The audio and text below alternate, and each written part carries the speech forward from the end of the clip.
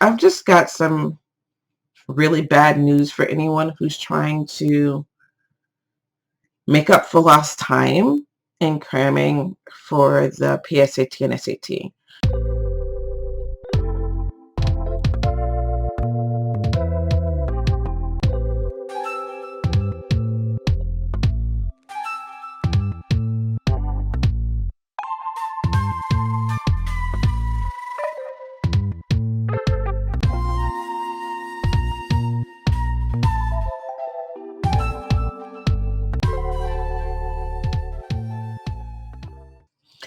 Hello, this is Miss Andrea, and today we're going to have a homeschool question and answer edition regarding the SAT and dual enrollment.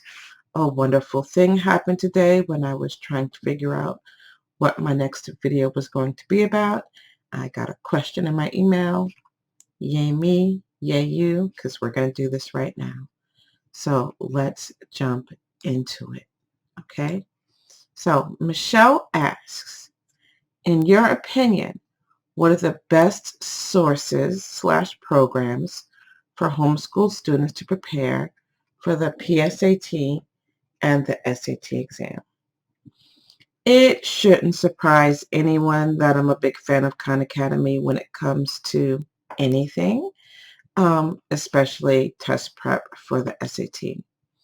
CollegeBoard specifically wrote practice tests exclusively for Khan Academy, and they have re-engineered their SAT unit to help you pace yourself to work towards the test. You go in, you insert your test date, and it'll break down how much you need to do, a week, a day, or whatever, to pace you to make sure that you are ready for that test. Besides Khan Academy, there are other time-tested SAT prep courses, such as Princeton Review, but they can cost anywhere from $300 to over $2,000, and they should only be considered if your student needs one-on-one tutoring, and you would know this if they were struggling in school. So let's just look at them real fast. So here's Khan Academy's SAT program. It has full online SAT tests. You download, you take full real practice tests. You watch videos that take you step by step through the test, and it's just a really good way to practice. And I've jumped around, so I've lost what I was looking for. Okay. So yeah, here we go.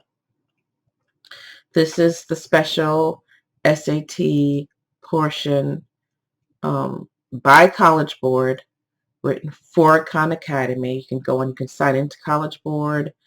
You can go to Big Future, Plan for College. They've done some integration with Khan Academy to help you out. Your test scores will appear here once you complete your first practice test, or you can import a real exam from CollegeBoard. It has math and writing, and you click here, you tell them what your test date is, and it provides you with a test taking schedule. And there are 10 full practice tests. Back in the day, we had to go get those big books and carry them everywhere we went and go through a practice test and then check it and then kind of figure out what we did right or wrong. No more. You do it here online, or you can download it to carry it with you. When you're done, it corrects your score for you, and then it walks you step by step through everything you got wrong. There's just no better way to prepare for the test. So like I said, there are other resources you can pay for, such as Princeton Review. They're not cheap at all, but if you have the budget, it wouldn't hurt to take a boot camp that gives you strategy for the test. The previous is to prepare you for the answers and questions. This is to give you strategy.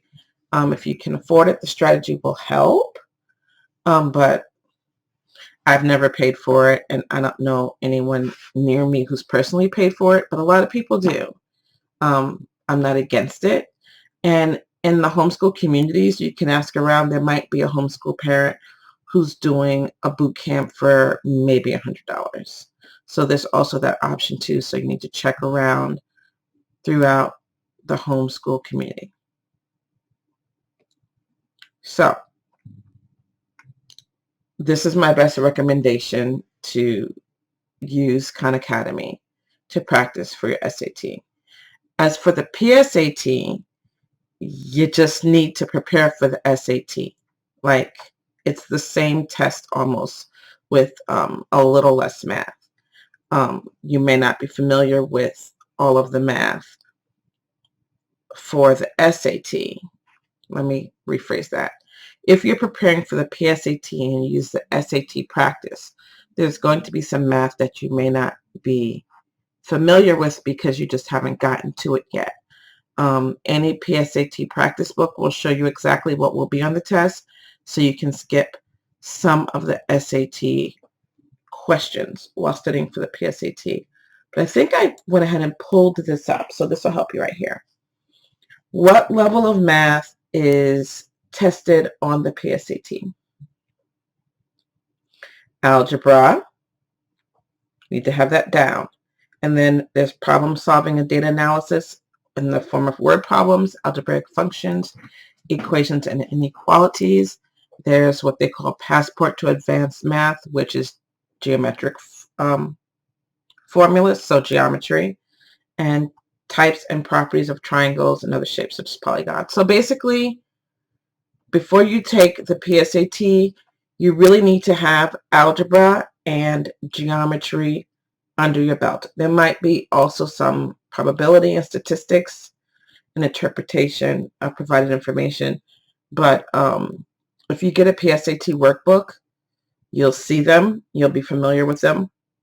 But honestly, if you're preparing for the SAT, if you start preparing for the SAT at the end of 9th grade, you'll be prepared for the PSAT, because you can take a PSAT that doesn't count toward national merit in 10th grade, and then you can take the PSAT that counts in 11th grade. So do that. Right here it repeats it: algebra and geometry. Other topics: addition, subtraction, graphing, ratio, slope, exponents, and roots, number systems. And then you have to be a good reader. You do. You just have to be a good reader.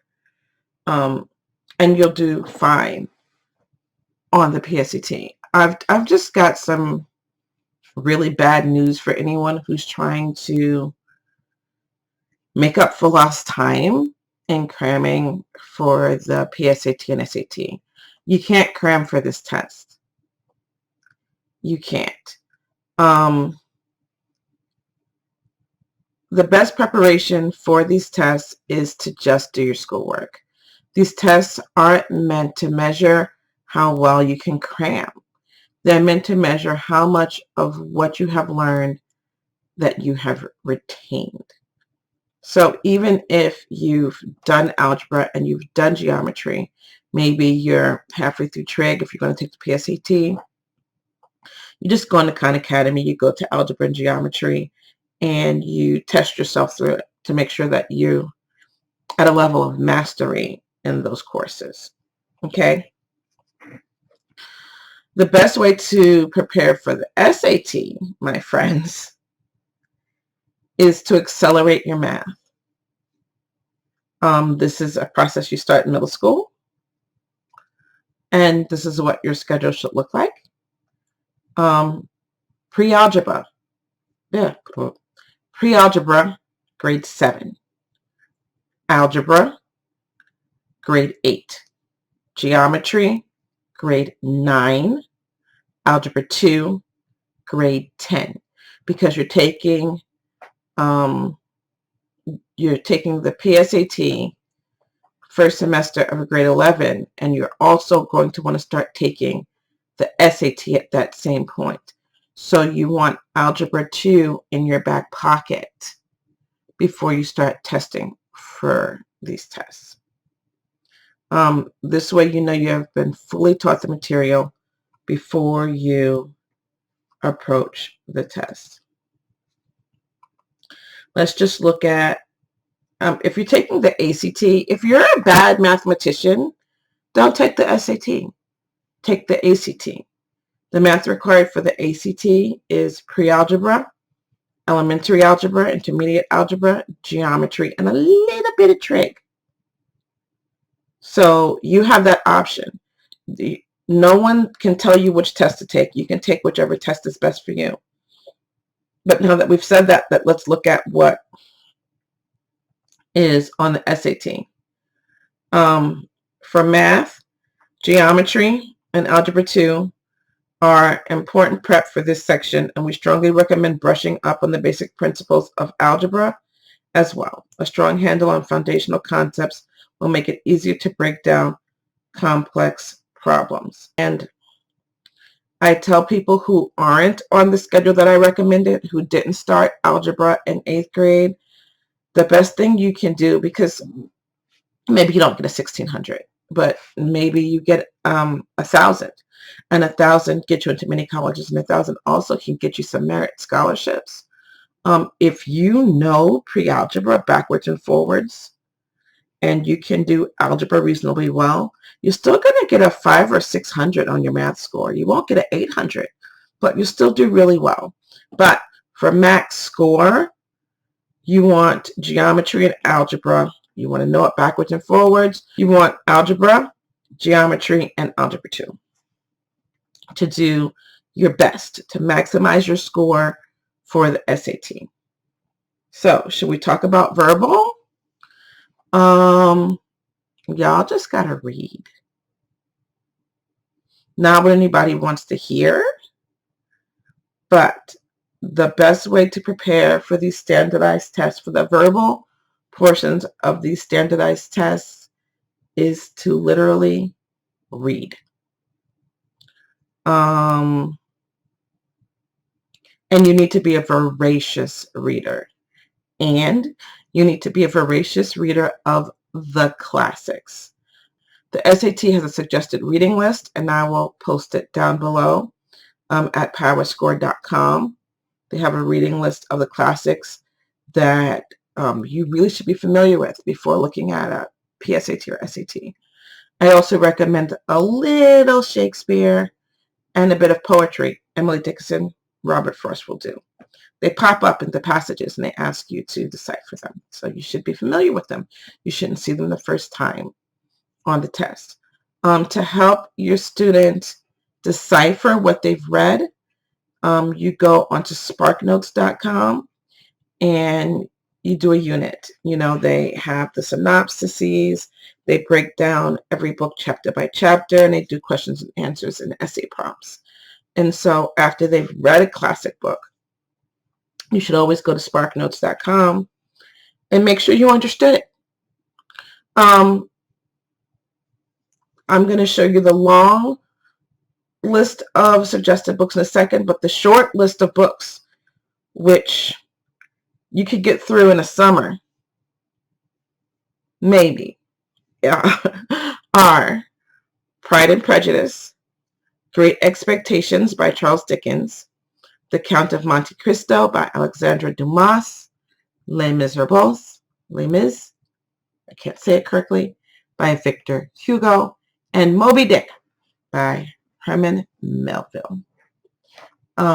The longer list is here: Pride and Prejudice, Wuthering Heights, The Awakening, The Red Badge of Courage, most people read that in middle school, Don Quixote, The Three Musketeers, also middle school. The Great Gatsby is on here 2 times because there are 2 versions. Is that a film? Leonardo DiCaprio. There's a film by Leonardo DiCaprio and Tobey Maguire, it doesn't hurt to also watch it because it helps it go in your head better.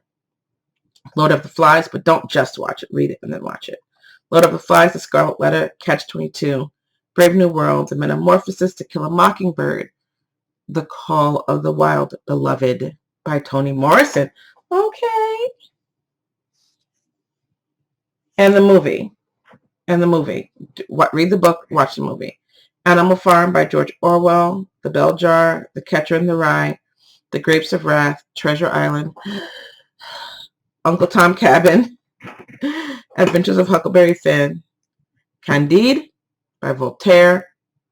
Definitely do that one. Slaughterhouse-Five, The Color Purple, The Picture of Dorian Gray, and Native Son.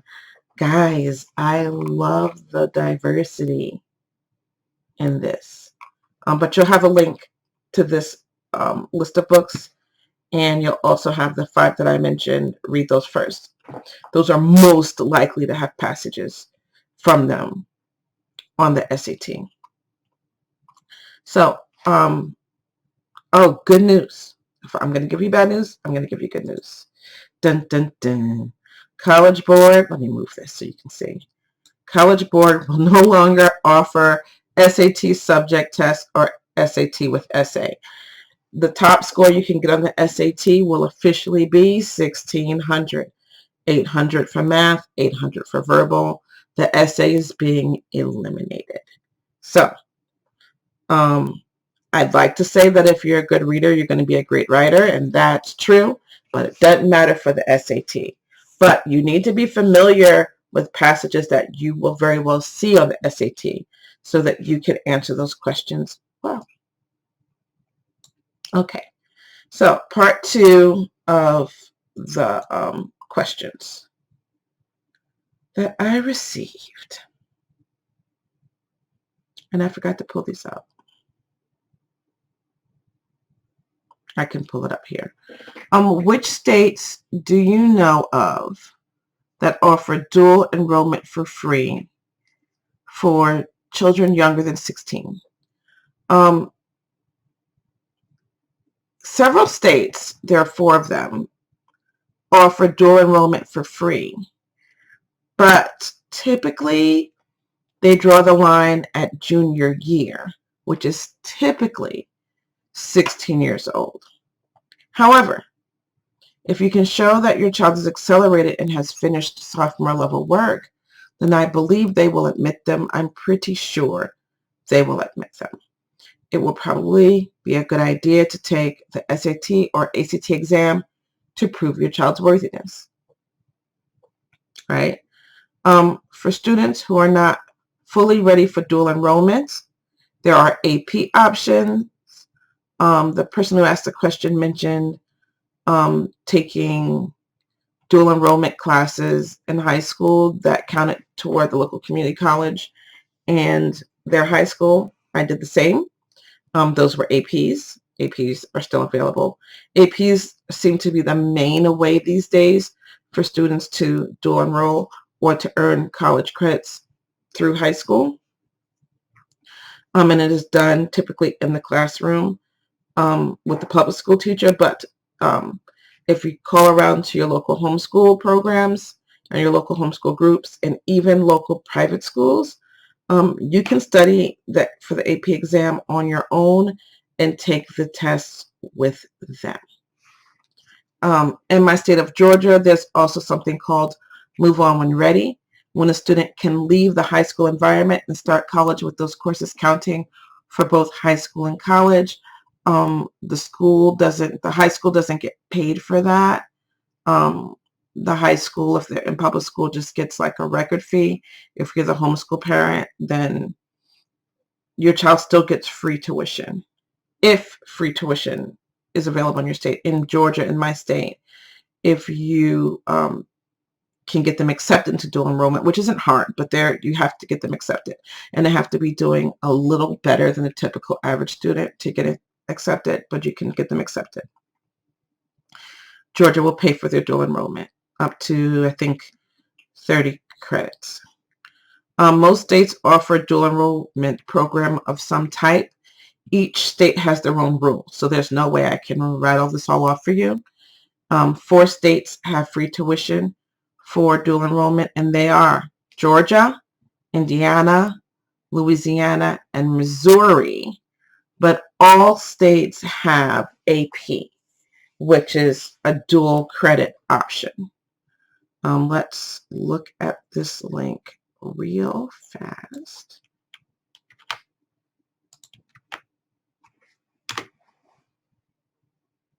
And then let me share it with you. Okay, so this website, which I will link below, gives you the lowdown on dual enrollment and the profiles of all of our states. Alabama, for example, has dual enrollment. High school students are allowed to take college courses for credit at either high school or on college campus. This is voluntary. The parent pays tuition. It can be 2-year or 4-year.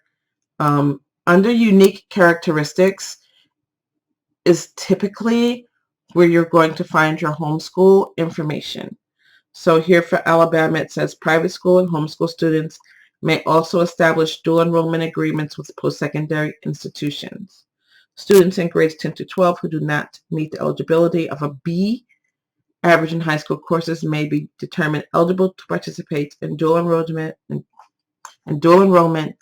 pending demonstrated ability to benefit as documented by successful completion and placement identification on assessments approved by the Department of Post-Secondary Information. So they literally have entry exams in Alabama called ASAT, Work Keys, and CPAT. So if you're a homeschooler and you're not accredited, and if they don't like your grade of B or higher, they'll give your child the entrance exam. All you have to do is say, hey, my kid's 10th grade, and actually in Alabama, you can start as a sophomore, you don't start as a junior. So you can say, hey, my kid's in 10th grade, they could be 12. They'll give them these tests and they'll enroll them if they pass them. Not going to go through every state. Where's my state? Here we go. My state is very generous. We have 3 dual enrollment programs: Excel, dual enrollment, and joint enrollment. I thought this was also going to say Move On When Ready. A lot of the colleges have something called Move On When Ready, where you can just go ahead and enroll into college, and the state will pay for that, I think, first 2-year overlap if you enroll early. Everything in Georgia is lottery funded, so that's why it's all paid for. Excel and dual enrollment students are in non-degree granting programs that qualify for HOPE grants.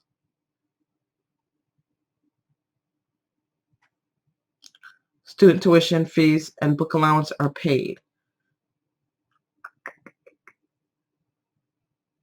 Students cannot receive more than 190 quarter hours or 127 hours of Excel, HOPE grant, or other HOPE scholarship payments. 2-year and 4-year students in grades 11 and 12 in Georgia. So doesn't matter how old your child is. If they're in grade 11 and 12, they should be able to get a note citation or students 16 or older. So if you're a homeschooler and you're kind of not grade specific, because sometimes we float between grades, like, oh yeah, they're 12th grade in this subject and 8th grade in this subject. They have to be in grade 11 or 12 or 16 or older. So if you have a younger kid and you're in Georgia, you just have to declare their grade. There's not a cap on the number of credits. They can't take more than 2 years of coursework for free under that.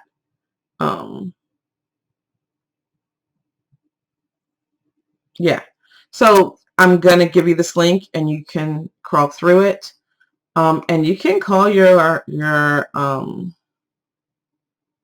local education commission to get more of a lowdown in your area.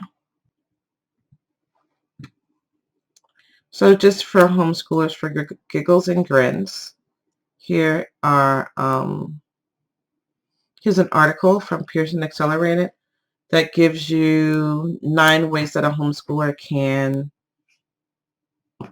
dual enroll, so to speak. The CLEP exams and DSST exams are exams that your student can take, study on their own as a homeschooler, decide they're ready to go take the test, and just go into a local college and take the test. If they pass it, they have college credit. If they don't pass it, they don't have college credit.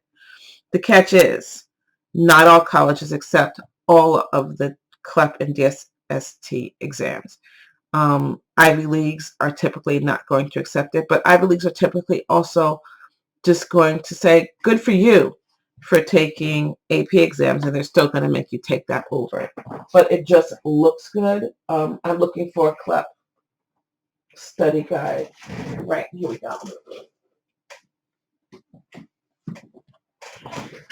So, you've studied it at home independently, and then you just go and pick up a CLEP book. You practice, you feel good about it, you just call the local college and you just go in and take the test. So there's that. DSST is another similar type of test. We talked about AP exams. An AP exam is usually taken following the completion of an AP course in high school. Most homeschool students would take AP classes online. You can find the list of the online AP course providers on the HSLDA website, which is good to know. The cost of AP classes vary dramatically. So basically, you can go online and take an AP course with a reasonable tuition and do a homeschool dual enrollment that way with just APs. There's something called UXL or Excelsior exams.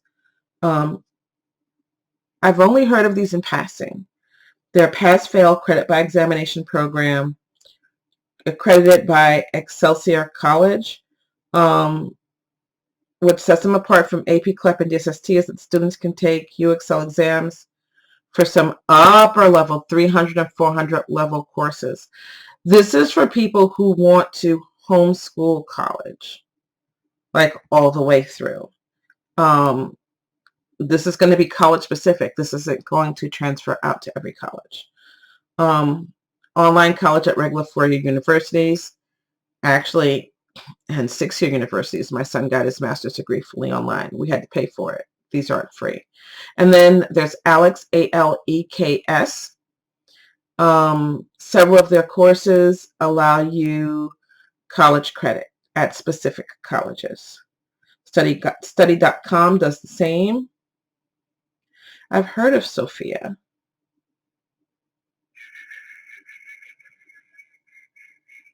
This is probably going to be for specific colleges. And Accelerated Pathways is degree planning. So basically, this is newish, but there's a lot of programs online, and I'll give you this link that helps you find other ways to accelerate your child if you decide you want to get an associate's degree before leaving for college, or if you just want to do the whole bachelor's degree at home. But I'm going to stick to dual enrollment. I've given you the 4 states that it's free in. The other states you have to pay for yourself. And the CLEP exams and the AP exams would be your good second and third option. And so, I believe I've answered the question. If you have a question that you would like answered, please send it to me. This person very easily found my email by going to my About page, clicking email. It comes up. They email me the question. Yeah, ask any question relating to homeschool education or college entry, and I will do my best to answer it and give you tons of fun links. So that's all for today. Until next time.